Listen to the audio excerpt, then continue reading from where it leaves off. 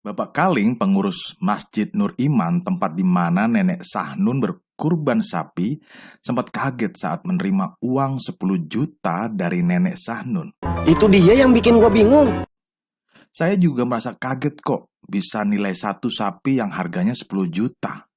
Mampu dibeli oleh seorang yang pekerjaannya sehari-hari pemulung. Itu ungkap Bapak Kaling ditemui di rumahnya. Leadership is fun. Halo guys, apa kabar? Gue berharap lu pada sehat semua ya guys. Nah, gue mengutip dari kompas.com di hari Selasa tanggal 30 Juli tahun 2019. Nenek Sahnun usianya 60 tahun guys. Pemulung yang tinggal di tengah kota Mataram akhirnya bisa berkurban. Dengan jerih payahnya mengumpulkan barang bekas selama beberapa tahun. Nah, Nenek Sahnun akhirnya bisa membeli sapi kurban. Nenek Sahnun bukanlah orang yang berada guys. Ia tuh tinggal sebatang kara di Mataram dan kini menumpang tidur di sebuah kios di samping barat Mall Mataram guys. Nah, sebelumnya Nenek Sahnun itu tinggal di kuburan umat Hindu. Merasa kasihan, seorang warga kemudian memberikan tumpangan tempat tidur yang kepadanya di kios tersebut guys. Jika pagi tiba, Nenek Sahnun cepat-cepatnya menggulung tikar untuk menggulung alas tidurnya karena pemilik kios sudah mulai beraktivitas untuk berjualan nasi guys. Nah, sampai saat ini tidak ada satupun keluarga yang mencari Nenek Sahnun. Keluarganya berasal dari Narmada, yaitu Lombok Barat.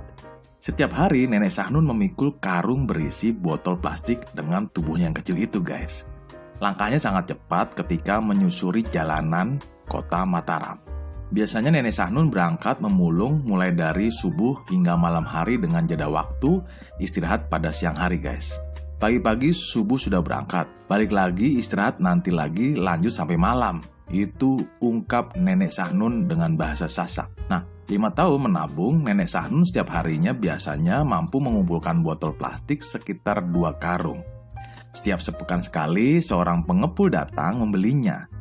Dia biasanya menjual barang bekas yang dikumpulkannya 10.000 sampai 20.000 per karung harganya. Nenek Sahnun mengatakan sudah sekitar 5 tahun mengumpulkan uang untuk diniatkan membeli hewan kurban. Saat ditanya alasan Nenek Sahnun ingin berkurban, Nenek Sahnun hanya melempar senyuman kecil dengan anggukan. Jadi menandakan bahwa niat untuk berkurban tidak ingin diketahui oleh banyak orang guys. Saya juga merasa kaget kok bisa nilai satu sapi yang harganya 10 juta mampu dibeli oleh seseorang yang pekerjaannya sehari-hari pemulung. Ungkap Kaling yang ditemui di rumahnya guys. Dari penuturan Bapak Kaling saat pengajian majelis taklim di Masjid Nur Iman yang dilakukan setiap hari Kamis, Nenek Sahnun spontan memberikan uang 10 juta rupiah untuk berkurban.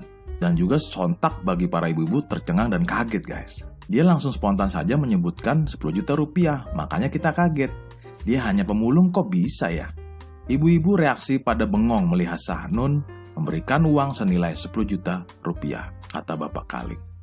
Pengemudi ojek online yang bernama Hairudin yang sering melihat aktivitas Nenek Sahnun sebagai pemulung tak pernah sekalipun melihat Nenek Sahnun meminta-minta seperti pengemis.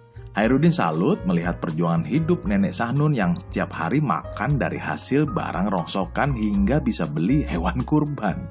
Dari dulu nenek ini saya lihat duduk di emperan mall, tapi tidak pernah meminta-minta. Kalau dikasih pun dia tidak mau, kata Hairudin. Hingga kini Nenek Sahnun telah membeli sapi di lingkungannya dan akan dibawanya nanti pada hari raya Idul Adha. Pembelajaran yang gue petik, Nenek Sahnun memberikan keteladanan dan inspirasi bagi orang lain guys. Beliau memberikan kebaikan dari kekurangannya. Kalau dilihat, miskin secara keuangan dan penampilan, benar guys? Namun beliau tetap fokus melakukan kebaikan dengan segala kemiskinannya. Ini bagi gue pribadi sangat inspiratif banget ya guys. Iya. Pembelajaran penting mengapa keteladanan lebih baik dari 1000 nasihat. Ini bisa berguna buat lu dan gue dalam kehidupan sehari-hari kita guys. Nah, biar gak penasaran nih, yuk kita simak podcast Inspirasi Growing ini sampai selesai ya guys. Nah, kalau lu mau ngikutin konten-konten yang lain yang gak kalah serunya, lu bisa follow dengan cara subscribe dan tekan tanda lonceng di video atau podcast ini ya guys. Tentunya setelah pesan-pesan berikut ini. Hai semuanya, selamat datang di channel podcast Manusia Pembelajar. Nah, podcast ini menyajikan pembelajaran dan investasi nilai-nilai kehidupan yang bermakna. Yuk kita dengerin.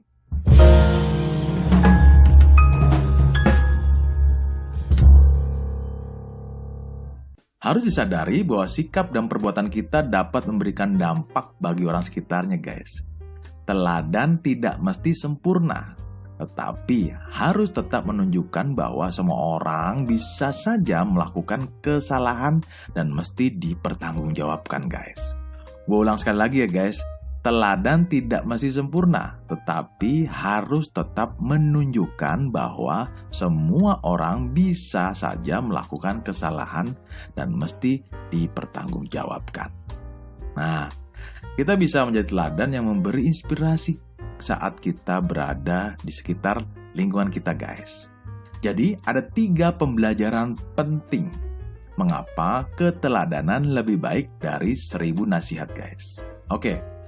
Oke, yang pertama, berbuat teladan kebaikan tidak harus menunggu. Nah, bila kita menjadi panutan orang lain, guys, maka apa yang kita lakukan harus selaras dengan yang kita katakan. Sangat penting untuk menunjukkan contoh yang baik mengenai cara perilaku. Berbuat kebaikan tidak harus menunggu lu menjadi sesuatu, guys. Untuk menjadi teladan gak harus lu menunggu sekolah tinggi dulu, guys. Untuk menjadi teladan gak harus menunggu lu kaya raya dulu, guys.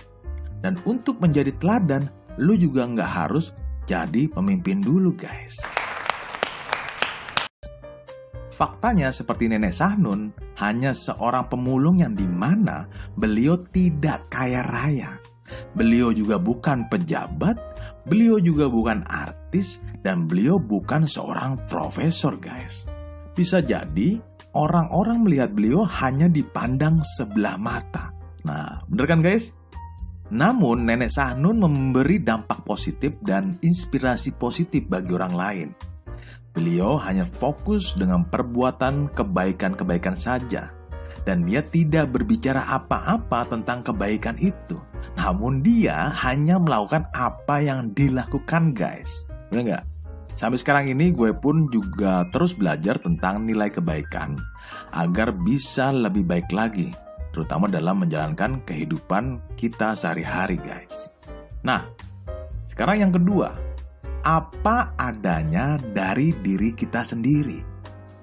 Jadi, kita sebagai manusia tidaklah sempurna, guys. Bahwasanya kita tuh mempunyai kekurangan yang ada. Ya wajar juga. Jadi, janganlah kita pernah menganggap diri sendiri itu sempurna atau tidak pernah melakukan kesalahan apapun. Kita hanya fokus melakukan kebaikan apa adanya, baik dari segi segala dan kekurangan kita, guys. Seperti contoh Nenek Sahnun. Beliau tuh mampu membelikan sapi dari hasil tabungannya 5 tahun. Mungkin orang lain melihat bahwa lama bener nih persiapan kasih kurbannya. Oke, 5 tahun, guys, untuk mempersiapkan membeli kurban itu, guys. Lah, masih mending Nenek Sahnun walaupun merasa terbatas akan finansialnya, tapi dia punya niat dan tekun akan impiannya, yaitu memberikan kebaikan berupa membeli sapi. Lah, kita nih bisa jadi penghasilan kita bisa lebih besar dari Nenek Sahnun, tapi ya boro-boro mau niat ngasih ya, guys. Kepikiran berbagi aja mungkin bisa jadi nggak sempet, guys. Karena kita terlalu sibuk dan fokus dengan impian-impian kita sendiri, guys. Nah, kira-kira bener gak nih, guys? Nah, semoga Nenek Sahnun ini menjadi inspirasi kita ya, guys. Walaupun kita banyak keterbatasan, tapi kita tetap semangat berbuat kebaikan dalam bentuk apapun ya, guys. Nah, gue ini juga masih belajar nih, guys. Nah, pembelajaran dari Nenek Sahnun yaitu keteladanan selalu apa adanya dengan segala kelebihan dan segala kekurangan dari beliau. Namun, beliau tetap fokus memberikan kebaikan kepada orang lain. Nah, itu yang kedua ya, guys. Sekarang yang ketiga, mengajarkan kita untuk selalu rendah hati. Kita belajar dari Nenek Sahnun, walaupun beliau memberikan sapi dengan harga 10 juta rupiah, sikap beliau ya biasa-biasa aja. Nggak ada yang dia sombongkan, tetap dia fokus dengan pekerjaannya sebagai pemulung sebagaimana mestinya guys. Dan dia juga nggak pernah berkoar-koar di media apapun.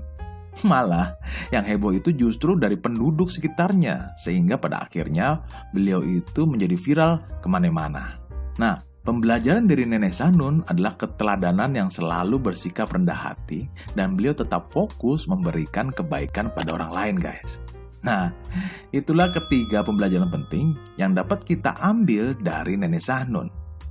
Di video berikutnya kita akan membahas mengapa kita sulit menjadi teladan dan bagaimana caranya mengembangkan karakter keteladanan.